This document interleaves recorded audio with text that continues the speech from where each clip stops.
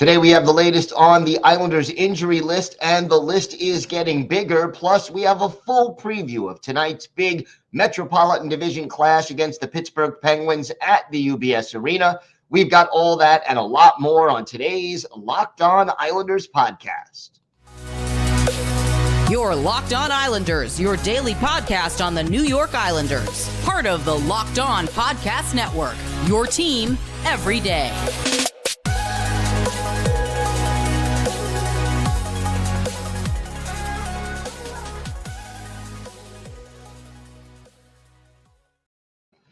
And welcome, everybody, to the Tuesday edition of the Locked On Islanders podcast. Hope everybody is well. I want to thank everyone for joining us today and being part of the Locked On Islanders family. And thank you for making Locked On Islanders your first listen every day. We are free and available on all platforms. Lots to discuss on today's show. But first, if there's something Islanders related on your mind, if you have a question for us or a comment about something we've talked about on a past show, or maybe a topic that you think would be good for a future episode of Locked On Islanders, feel free to send us an email. The email address, lockedonislanders@gmail.com. And if you leave your first name and where you're from, we're happy to mention you on the show when we discuss whatever it is that's on your mind. You can also follow the show on Twitter at Locked On Isles, and you can follow me, Gil Martin, on Twitter at Ice Wars, NYR, We'll keep you up to date on all the latest Islanders news, notes, and happenings, and I am live tweeting during nearly every Islanders home and road game, and that will include tonight. So join me for some instant insight and analysis, and it's always great to talk to and interact with Islander fans, game time or anytime. So make sure you join me on Twitter and mention me, and let's talk a little Islanders hockey. The injury situation for this team, no updates because the Islanders are not practicing at this point as far as new news concerning the players who are on the list. But let's go over that list right now. Kyle Palmieri on the IR, upper body injury, retroactive to 10 days ago or 11 days ago now, December 16th.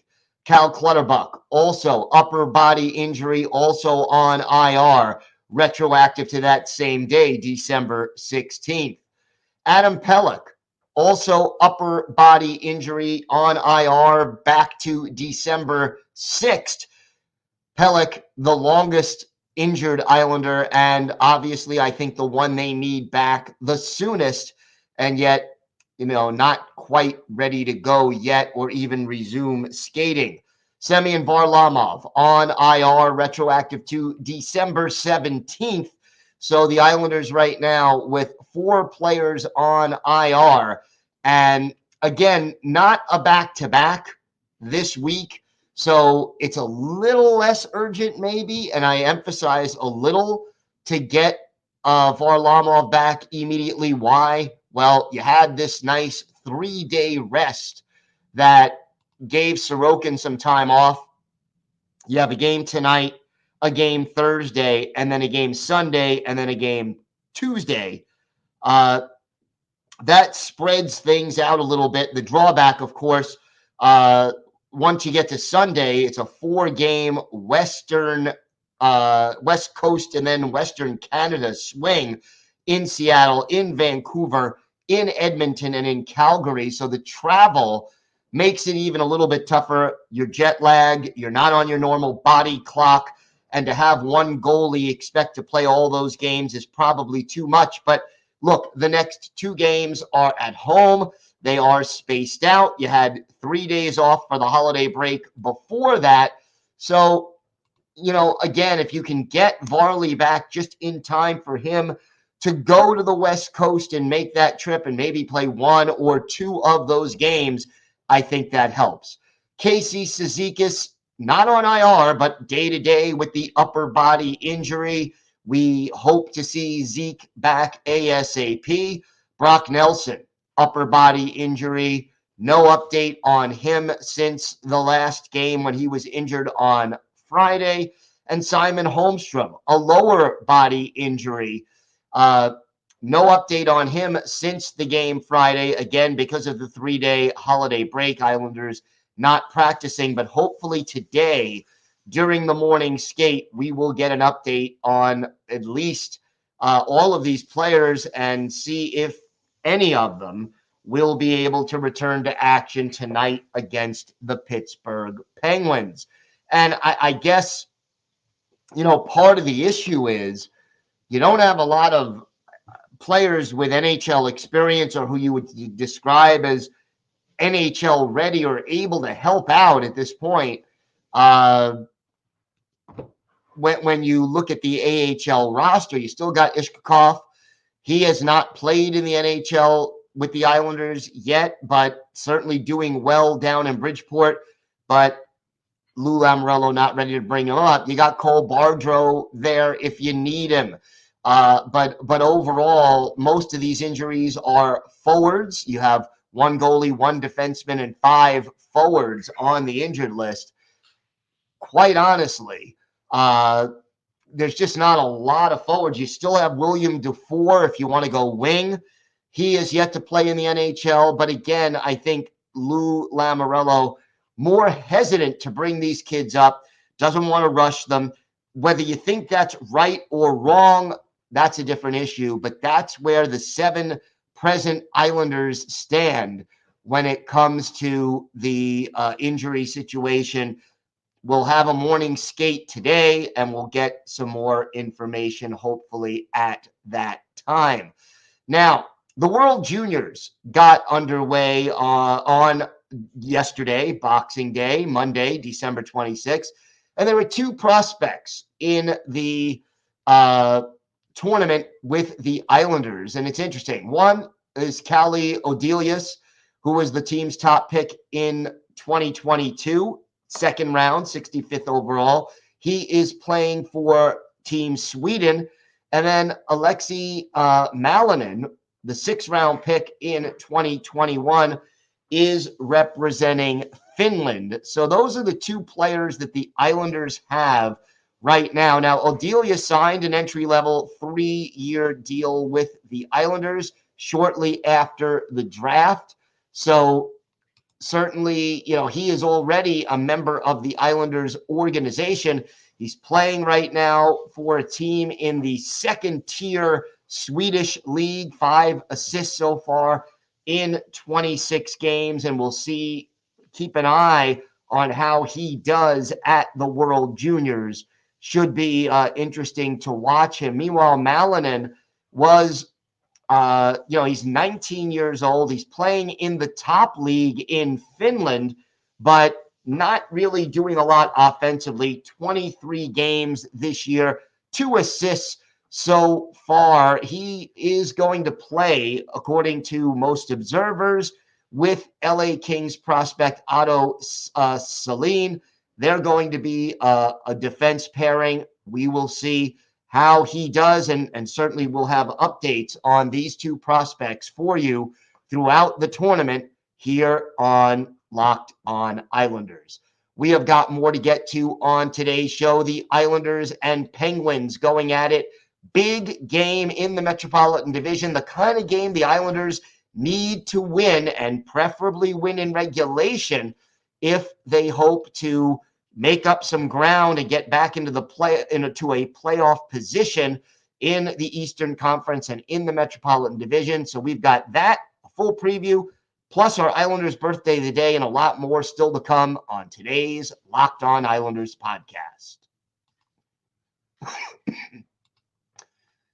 Today's episode is brought to you by your friends at BetOnline. BetOnline.net is your number 1 source for sports betting info, stats, news, and analysis.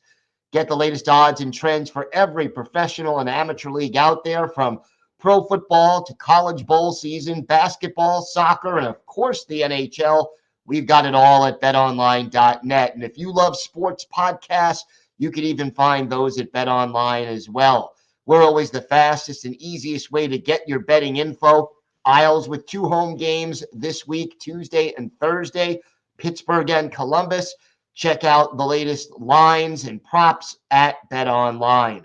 Head to the website today or use your mobile device to learn more. BetOnline, where the game starts. Thank you for making Locked On Islanders your first listen every day. Make sure to check out Locked On Sports Today, the biggest stories around the sports world in 20 minutes or less, plus instant reactions, game recaps, and Locked On's Take of the Day. Locked On Sports Today, available on YouTube and wherever you get your podcasts.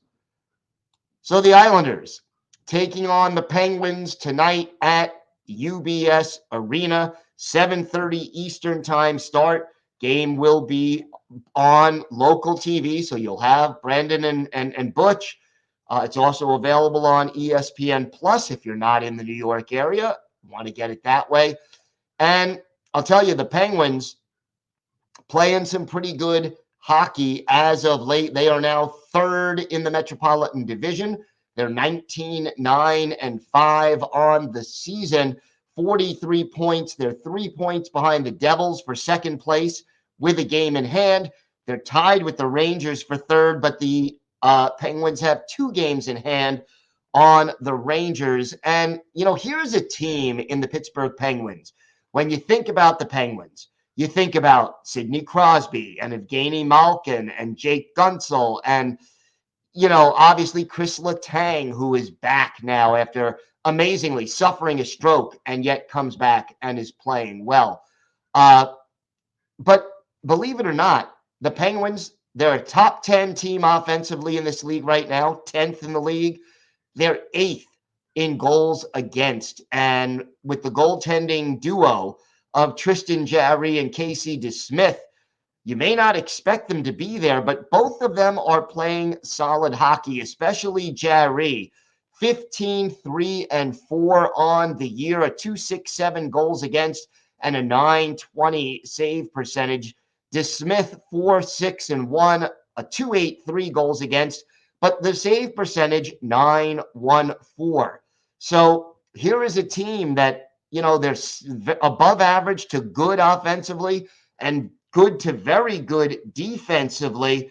And, again, reputation-wise, the defense, the goals against, you expect to be worse. The power play for the Penguins, and they have a lot of very talented players on it, they're 13th, 23.2%. But here's the bad news for the Islanders and their struggling power play. The penalty kill for the Penguins, number 1 in the entire league, 84.8% kill rate. If the Islanders hope to get their power play back on track, they face a big challenge against the Penguins. Surprise, surprise. Who's leading the Penguins in goals and points? Some guy named Sidney Crosby, Sid the Kid, not a kid anymore, but he keeps on playing at a very high level when he's healthy. 19 goals, 43 points in 33 games. Evgeny Malkin, second, 11 goals, 33 points in 33 games. And Jake Guentzel also 33 points, 15 of those goals, 18 assists. He's only played 29 games, so he's at a better than a point a game pace. Chris Letang, and we mentioned he missed a few games with the stroke, 27 games, 2 goals, 16 points. But again, on the power play, 6 of those 16 points with the extra attacker. And he also has one of the 4 shorthanded goals that the Penguins have this year. Look out for the Penguins shorthanded. Islanders cannot afford to give up the shorthanded goals. Brock McGinn has 2, Chris Letang 1, and Ryan Poling has 1 of the 4 shorthanded goals. We look at the line combination, Sidney Crosby with Jake Guentzel and Richard Rakel. That's the top line. Malkin, Jason Zucker, and Brian Rust are the second trio, followed by a third line of Jeff Carter, centering Brock McGinn and Kasperi Kapanen. Teddy Bluger is the fourth line center. He has Drew O'Connor to his left and Danton Heinen to his right. On the blue line, Letang and Marcus Pettersson are the top pair. Brian Demoulian and Jan Ruta are the second pair, and Pierre-Olivier Joseph and Chad Ruedel are the third pair. On the power play, Malkin drops back to the point with Letang, and you have Crosby, Rakel, and Gunsel up front. On the second unit, Kapanen and Joseph are on the points. Carter, Zucker, and Rust up front. And those penalty-killing units that are number one in the league, McGinn and Bluger up front, Demoulian and Ruta on the blue line as the first unit, and then Rust and Carter killing on the second unit with Letang and Pedersen on the blue line. Jeff Petrie remains on the IR. When we look at injuries, Josh Archibald and Ryan Poling listed as day-to-day, and the goalies, as we said, Tristan Jarry and Casey DeSmith. Look, I don't have to tell Islander fans how well Crosby and Malkin have done against the Islanders over the years, and this is the kind of game where, boy, do you miss Adam Pelech, where you want to get Adam Pelech to be there to help defend against Crosby and Malkin. And if Pelech isn't available, I hope that Parker Wotherspoon does play, because I like Salo, I like Aho. I don't like both of them on the ice together at the same time, especially against a dangerous team like the Pittsburgh Penguins. That is not what you want to see. Also, be aware on the power play, Evgeny Malkin. Malkin, 12 power play assists, 16 power play points. He is dangerous with the puck when you give him extra time and space. The Islanders are going to have to be physical. They're going to have to be consistent in their own zone. They're going to have to forecheck well. And boy, the breakout from the Islander zone to the neutral zone is going to have to be good. Otherwise, this Penguin team, they'll cause turnovers. And if you give them time and space and let them come into the zone with speed, these guys will make you pay. On the faceoffs, Malkin, Crosby, and Jeff Carter all well above 50%. Those are the three best faceoff guys for the Islanders. Again, we don't know the status yet of Casey Cizikas, but if you're missing Zeke, that hurts your penalty kill, and it hurts you in the faceoff dot as well. Hopefully, Cizikas will be available, but obviously Lane Lambert has some difficult lineup decisions to make when it comes to the Islanders lineup. Now, we don't know who, if anyone, is going to resume skating tomorrow at the morning skate until it happens, because, again, for the last 3 days, the Islanders have been off like the rest of the league. We will fill you in via Twitter and obviously on tomorrow's podcast as well. So make sure you join us for that. Should be a great game. The Islanders right now, 3 points behind the Penguins, but Pittsburgh has 2 games in hand. Pittsburgh has played the fewest games of any team in the Metropolitan Division, 33, tied with Columbus. But the Islanders, you don't want to fall 5 points behind the Penguins, and the Penguins have 2 games in hand. You win this game in regulation, you're 1 point behind the Penguins. The Penguins still have the 2 games in hand, but boy, that does make a difference as far as trying to get back into a playoff spot in this division and in this conference. These are the games that are kind of must-win games for the Islanders for that very reason. I expect we see Jarry and Sorokin, but again, we'll see, and we'll fill you in as soon as we hear. More to come on this episode of the Locked On Islanders podcast. We have a longtime New Jersey Devil who had a season with the Islanders late in his career. Let's see if you can guess who that is. He's our Islanders birthday of the day. We've got that and some additional thoughts coming up on today's Locked On Islanders podcast. Time now for our Islanders birthday of the day, and today is the 48th birthday of former Islanders winger Jay Pandolfo. Pandolfo, drafted by the Devils in the second round of the 1993 NHL entry draft. He's a Winchester, Massachusetts native, spent 4 years at BU, including 95-96, his final year at Boston University. 38 goals and 67 points in 40 games. Made his NHL debut with the Devils in 96-97. Stayed with New Jersey all the way through the 2009-2010 season, and then joined the Islanders in 2011-2012. Played 62 games with the Isles that year, had a goal, 3 points, and 8 penalty minutes.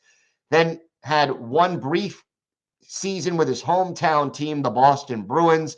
Played 18 games for them before hanging up his skates after 2012-2013. And by the way, right now, Jay Pandolfo is the head coach at Boston University. He was the associate coach last year, the head coach this year. They're off to an 8-4 start through 12 games. He was an assistant for 5 seasons with the Boston Bruins. For his career, Pandolfo, 899 career games in the NHL, 100 goals even, 126 assists, 164 penalty minutes.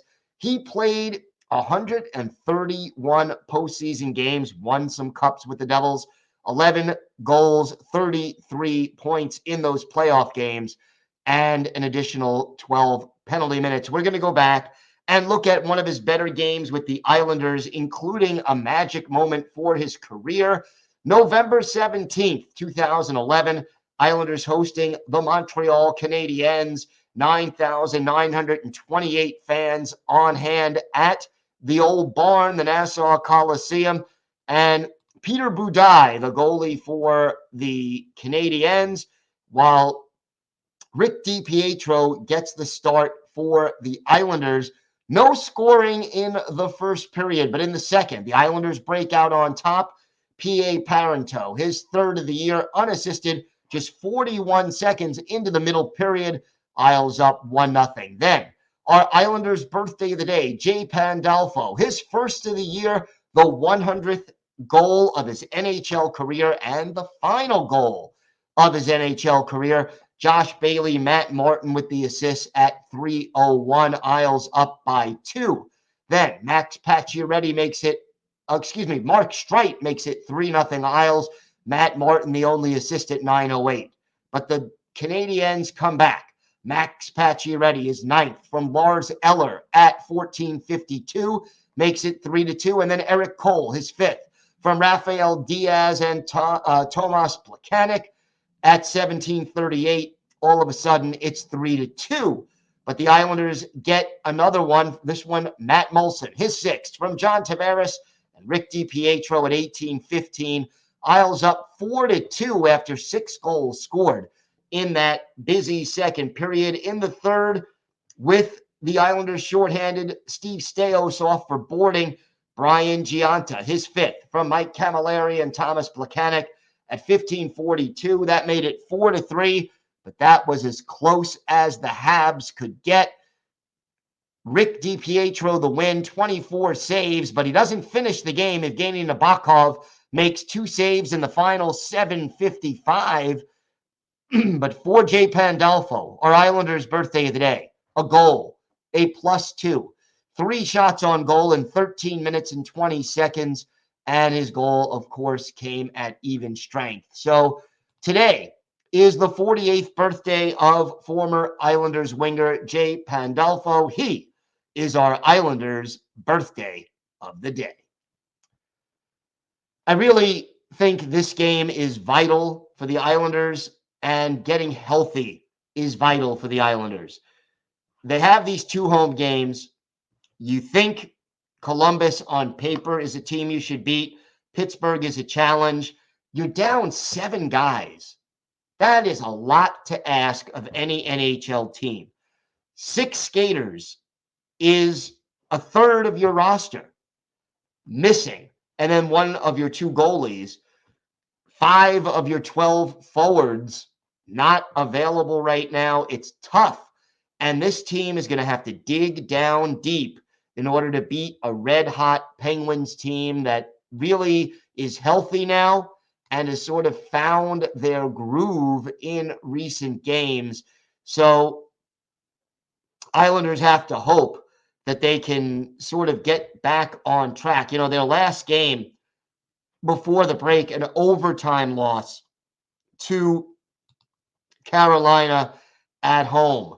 And, you know, before that, they beat the Rangers, lost in regulation to Carolina. And before that, 7 straight wins in the month of December for the Pittsburgh Penguins. So Pittsburgh has found their game. Now it's time for the Islanders to find theirs, and let's hope they can do it starting tonight. That is our hope, and we'll see what this team can do. And I'm eager to see, and I hope that Atu Ratu is back in the lineup for the Islanders for a second straight game. Thanks for making Locked On Islanders your first listen today. Now make Locked On Sports Today your next listen. Peter Bukowski brings you the biggest stories from around the sports world in just 20 minutes. Get the analysis and opinions before anyone else with our local and national experts and insiders. Locked On Sports Today, available on YouTube and wherever you get your podcasts. That is it for this episode of the Locked On Islanders podcast. We'll be back tomorrow. We'll have our key takeaways from this game and our weekly farm report for you as we talk all things Bridgeport Islanders. Have a great day, everybody. Stay safe. And of course, let's go Islanders.